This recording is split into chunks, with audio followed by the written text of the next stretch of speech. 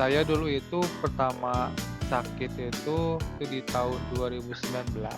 Pertama kena itu sakit ulu hati, Mas, waktu itu. Dan katanya ya paling dokter itu bilang itu, "Wah, ini kayaknya hati-hati nih kena mah akut," katanya gitu. Saya nggak Terus? tahu itu mah akut itu seperti apa gitu.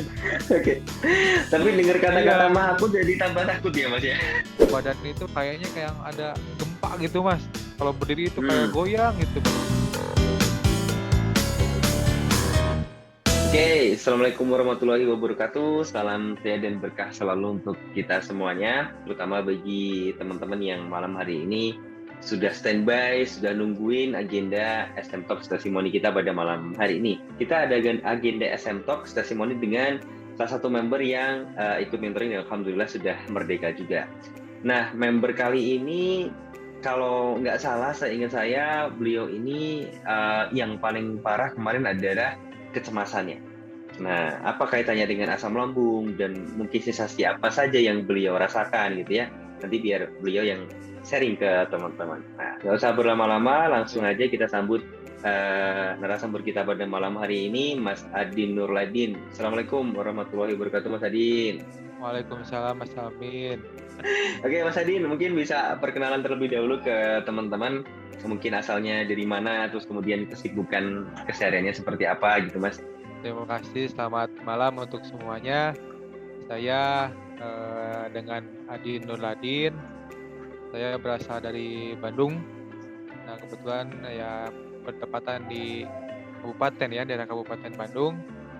Dan keseharian saya memang bekerja ya di salah satu perusahaan minuman. Mungkin bisa diceritain dulu, Mas, Ya, Mas. sakitnya dulu seperti apa, terus kemudian berapa Oke, lama yang Mas Adin rasain gitu, Mas. saya dulu itu pertama sakit itu di tahun 2019. Pertama kena itu sakit ulu hati, Mas, waktu itu. Nah, waktu itu Oke. kena sakit gitu hati, dan memang ya yang saya ingat gitu ya dulu pertama itu kena itu, kalau nggak salah saya minum apa ya, minum kayak gitu lah ya, karena memang Oke. itu kena minum itu, nah pas waktu pagi-pagi kena sakit ulu hati gitu, Mas, seperti itu. Nah, terus ya selang apa, dari situ ke dokter ya biasa lagi gitu, Mas, ya, jadi nggak ngerasain lagi. Tapi memang berlanjut gitu, Mas, sampai ke terakhir itu kemarin lah ya tahun 2022 itu bulan Agustus kalau nggak salah terakhir apa, kena lagi itu. Nah itu kena panic attack, Mas, di situ. Nah mulai di situ, Oke. Mas, ngerasain yang namanya kecemasan, terus ngerasain apa, kelingan ya, menurut saya sih begitu aneh gitu ya, Mas, ya, karena, Mhm. ya istilahnya, Mas, seumur ya baru kali ini gitu ya, saya kena kayak gitu gitu. Dan memang aneh gitu rasanya tuh, betul, Mas. Kok kenapa gitu ya, badan itu kayaknya kayak yang ada apa ya, ada yang gempa gitu, Mas. Kalau berdiri itu kayak Hmm. goyang gitu badan itu. Ah, betul betul Nah, betul. kalau kecemasan betul, Mas. Kalau kecemasan itu apa ya, jadi, eee, kayaknya di dalam diri saya itu kayak bukan diri saya gitu, Mas, kecemasan itu. Hmm, Kok hmm, aneh hmm. gitu, kenapa ya diri diri saya seperti ini gitu ya. Sedikit-sedikit Oke, kok oke. takut gitu ya, seperti itu. Nah terus, Hmm, hmm. pagi-pagi itu kalau misalkan, mau kerja, ya pokoknya pikiran tuh nggak enak gitu, Mas, terus seperti itu. Seperti yang Mas Adin ceritakan pas mentoring ya. Jadi Betul. pagi-pagi kerja tuh pikirannya nggak tahu kemana, pas kerja pun kayak ngerasa nggak nyaman pastinya, terus keliangan juga Nah lumayan iya, parah, kecemasannya berlebihan. Ya, betul, Mas. itu adalah hal yang sebenarnya efek samping dari asam lambung memang. Cuman pas ngalamin itu Mas Adin tahu nggak kalau itu salah satu efek dari asam lambung, Mas? Sebetulnya belum tahu, Mas, itu efek dari situ gitu ya, belum tahu.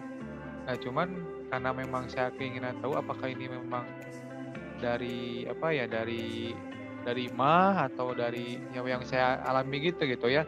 Saya Hmm? sempet nanya gitu karena apa ya, di teman-teman saya pun ternyata pernah ada yang kena gitu, Mas, gitu. Ya teman kerja saya tuh, Pak, teman cewek gitu ya, teman kerja sepekerjaan gitu.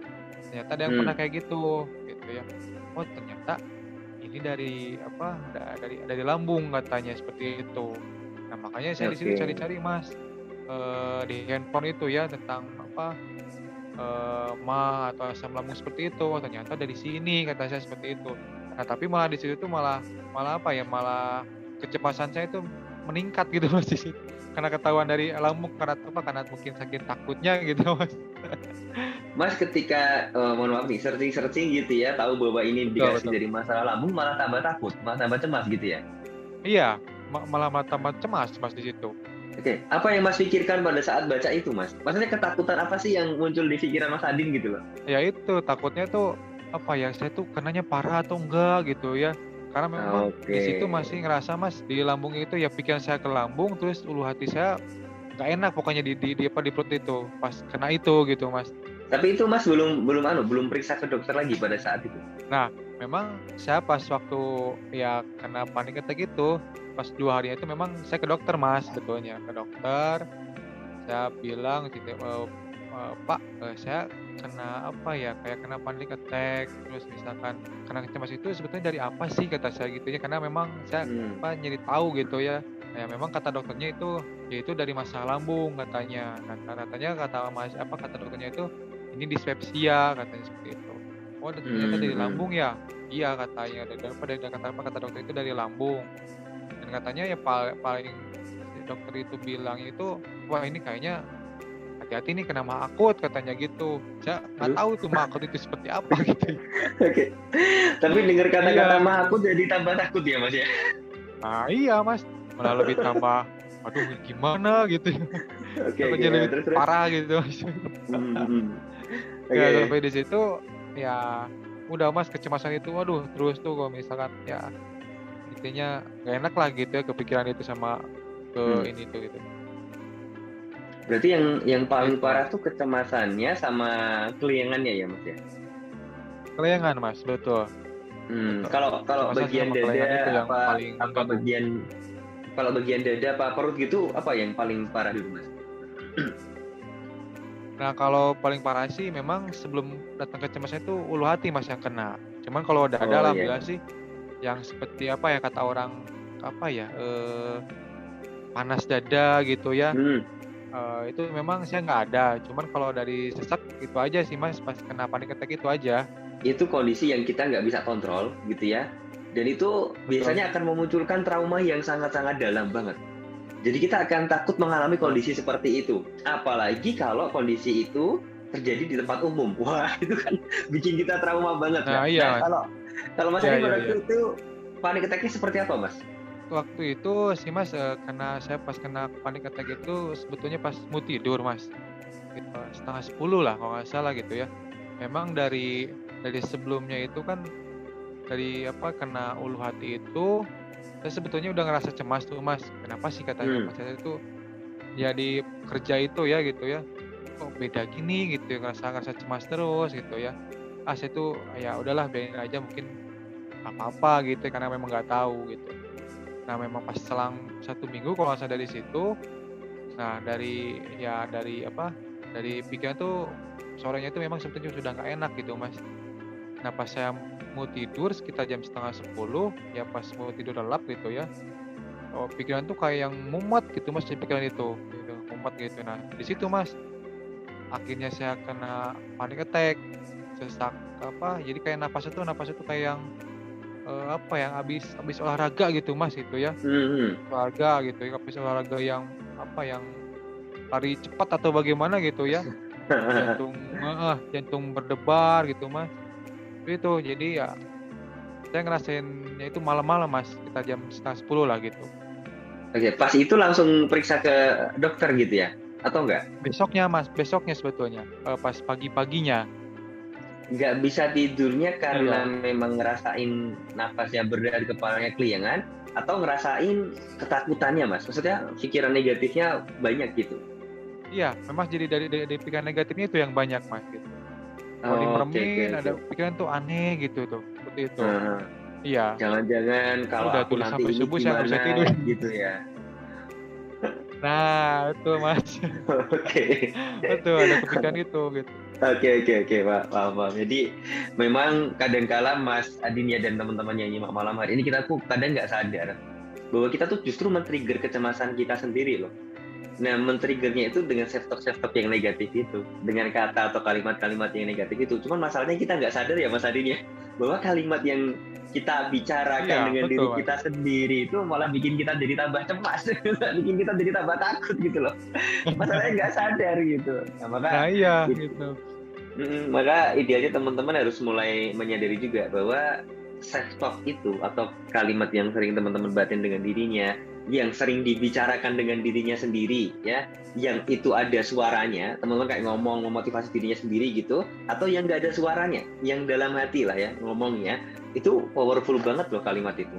Akan menentukan teman-teman akan baik atau akan menentukan teman-teman buruk dan bahkan tambah buruk lagi. Nah, seperti yang Mas Adin sampaikan tadi itu. Nah, biasanya memang kejadian-kejadian itu tuh mengakibatkan sebuah trauma ya teman-teman ya. Tapi trauma itu bukan berarti tidak bisa hilang atau justru teman-teman takutkan. Nggak perlu sebenarnya. Karena bisa dibereskan asal teman-teman bisa melakukan hal yang sama ketika trauma itu terjadi ya dengan respon yang berbeda. Nanti kalau sudah bisa melewati hal tersebut dan udah nggak panik attack lagi, insya Allah traumanya akan hilang. Nah, polanya sebenarnya kayak gitu. Oke, Betul, Mas. pas keliangan itu pernah nggak kepikiran Mas minum obat sakit kepala apa gitu loh? Oh, ini paling sakit kepala nih ya, minum ini Iya. gitu nggak Mas? Oh, kalau saya sini sih alhamdulillah sih Mas ya. Pas kena kelayangan itu sih saya nggak pernah minum obat apa-apa gitu ya. Karena pas waktu ke dokter itu memang saya dikasih obat ya Mas, waktu pas kena panik attack besoknya ke dokter dikasih obat. Dan obatnya obat yang sama yang waktu pernah saya kena itu sebelumnya gitu Mas. Saya lihat ini obatnya sama lagi yang kayak gini nih gitu ya. Tapi ya memang pertama awalnya saya minum, tapi memang kelayangan itu nggak ada ngaruhnya gitu ya, nggak sembuh atau bagaimana mesti. Oke. Nah, alhamdulillah sih ada perkembangannya ya gitu ya Mas Adin ya. Iya Mas. Cuman memang dari masalah kecemasan sama keliangannya kok dirasa belum signifikan perkembangannya gitu ya. Betul Mas. Nah, saya kalau nggak salah, saya ingat saya waktu kita diskusi dulu di mentoring, Mas Adin menyampaikan kalau nggak hari ke-7, hari ke-8 itu benar-benar seterusnya itu kelayangannya udah nggak dirasain lagi. Iya Mas, betul Mas, betul. Itu maksudnya Mas mulai pahamnya atau mulai sadarnya, kok aku nggak kelayangan ya hari ini ya atau gimana Mas? Iya, waktu itu karena gini Mas, saya kan sempat baca-baca tuh pas waktu masuk mentoring itu ada aplikasi di Belio kalau nggak salah gitu ya. Banyak tuh yang itu katanya ngerasain kelayangan atau bagaimana gitu ya. Nah, coba aja gini Mas, karena di situ kan ada harus merutinkan berjemur gitu ya Mas, berjemur kerjanya orang lapangan gitu ya. Ya saya sambil berjemur aja tuh Mas, mencatok saya gitu di dalam diri saya gitu ya. Saya sehat, kata saya tuh kelayangan hilang, kayak gitu aja Mas tuh berjemur gitu Mas. Diusir ya kelayangannya ya Mas ya. Saya positif aja gitu Mas, pikirnya harus positif gitu, seperti itu.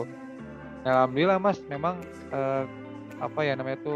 berjemur itu sampai ya saya bilang positif itu sampai ada beberapa dari situ berkurang itu berkurang. Dan alhamdulillah pas suatu hari di situ hilang tuh Mas yang kelayangan itu, kok ada kan situ. Loh, sampai aneh sendiri gitu ya. Biasanya setiap hari sendiri. Itu nggak ada gitu ya. Iya. Oke. Ini ada pertanyaan dari Mbak Esat Mojoni. Mas bisa ceritakan nggak detik-detik kelayangannya pas hilang? Kayak proklamasi aja ini. Kalau Mas Adin gimana? Kemarin kelayangannya pas hilang tuh gimana Mas? Ya pas hilangnya tuh gini Mas. Ya saya pun lagi ngebimbing orang gitu ya. Lagi ngebimbing seorang ibu-ibu. Karena sebelumnya itu memang kalau misalkan turun dari motor, ya pas naik motor pun sebetulnya ada kelayangan gitu ya. Nah pas waktu hari itu intinya dari hati pun saya senang gitu Mas. Ya saya pun nggak tahu gitu ya. Istilahnya dari cemas nggak ada gitu ya. Terus dari kelayangan pun hilang gitu Mas. Nah pas saya dibawa ke lapangan gitu ya, dibawa kerja, biasanya kalau saya berdiri itu Mas kayak goyang gitu badan itu ya. Nah di situ nggak ada mas, yang goyang-goyang itu nggak ada, dan kelayangan di kepala pun nggak ada gitu mas. Saya pun bingung kok sampai kayak gini ya kayak gitu. Ya, tapi memang saya sebelumnya gini mas, mencatok dalam diri saya ketika mau berangkat ya ke lapangan gitu ya. Saya suka ngumet mas, apa namanya tuh di dalam mulut saya gitu ya. Saya sehat, kata saya itu saya ingin sembuh, kelayangannya pun harus hilang. Saya harus bilang kayak gitu mas. Itu setiap mau kerja saya kayak gitu mas. Gitu. Ucapan positif itu ya mungkin ada efeknya ke saya gitu mas. Oke. Jadi berusaha semaksimal mungkin mendoktrin dirinya sendiri dengan kalimat-kalimat yang positif gitu ya Mas Adin. Iya betul mas. Oke, nah itu hal penting loh teman-teman. Jadi perlu teman-teman praktekkan juga, ya. Cuman permasalahan yang mungkin dihadapi teman-teman adalah ketika mau mempraktekkan itu, ya kadang banyak yang bilang, wah ada sensasi nih, wah nanti takut ini, takut ini, takut ini. Nah itu Iya yang itu. harus dilawan sebenarnya. Maka kenapa kita punya senjata yang namanya senyum 37 teman-teman. Maka di mentoring kenapa kita bilang teman-teman rutinkan senyum 37 dalam keadaan apapun. Gitu ya. Goalnya apa sih? Goalnya agar melatih teman-teman bisa merespon dengan cara yang berbeda ketika ada masalah, ketika ada sensasi gitu. Jadi nggak kebawa tuh sama sensasinya, nggak semakin down lah, nggak semakin drop lah, nggak semakin lebay nantinya gitu ya, akhirnya malah panic attack, nah, kayak gitu. Jadi bisa dinetralisir dari awal, kita tahu bagaimana cara membentengi diri kita. Nah gitu teman-teman, cuman itu harus dilatih, kan gitu ya Mas Arin ya? Iya. Nggak Itu bisa dilatih cuman mas. bim salah bim itu nggak bisa. Kenapa? Karena saya selalu mengibaratkan, ibarat kata otak kita ini kita umurnya udah berapa gitu, 30 tahun lebih misalkan. Terus kemudian kita udah memasukkan hal negatif ke pikiran kita udah berapa tahun juga. Itu udah bersemayam tuh, udah numpuk jadi hal yang ada di pikiran kita gitu ya. Tiba-tiba kita mau switch jadi positif ya nggak bisa. Memang kita harus latih, harus terus-menerus berusaha, harus terus-menerus melakukan gitu ya, men-trigger sesuatu yang positif di pikiran ini, agar lama-lama numpuk yang negatif itu tadi, yang udah 30 tahun kita masukkan ke pikiran kita itu, gitu. Ya kalau cuma tiba-tiba bim salah bim gitu ya kayaknya nggak bisa, teman-teman. Oke, Iya. sekali lagi terima Alhamdulillah. kasih buat Mas Adi dan teman-teman yang sudah hadir pada kesempatan malam hari ini. Jadi sekali lagi terima kasih buat Mas Adi atas sharing-sharingnya. Semoga bisa menjadi hal yang bermanfaat bagi teman-teman tentunya. Tapi hal yang bermanfaat itu nggak akan ada faedahnya kalau nggak dilakukan. Nah kan gitu ya Mas Adi ya. Ilmu apapun Iya itu nggak betul akan jadi mas. manfaat kalau nggak diterapin, kan gitu ya. Sama lah dengan apa yang kita sharingkan ini, kalau teman-teman merasa itu bermanfaat gitu ya, tapi kalau nggak dilakuin ya faedahnya jadi berkurang. Sekali lagi terima kasih atas atensinya. Saya dan Mas Adin, kalau ada salah-salah kata mohon dimaafkan. Kita jumpa lagi di agenda SM Talks yang berikutnya. Semangat untuk merdeka teman-teman, dan semoga puasanya tetap lancar ya teman-teman ya. Salam sehat dan berkah selalu. Wassalamualaikum warahmatullahi wabarakatuh.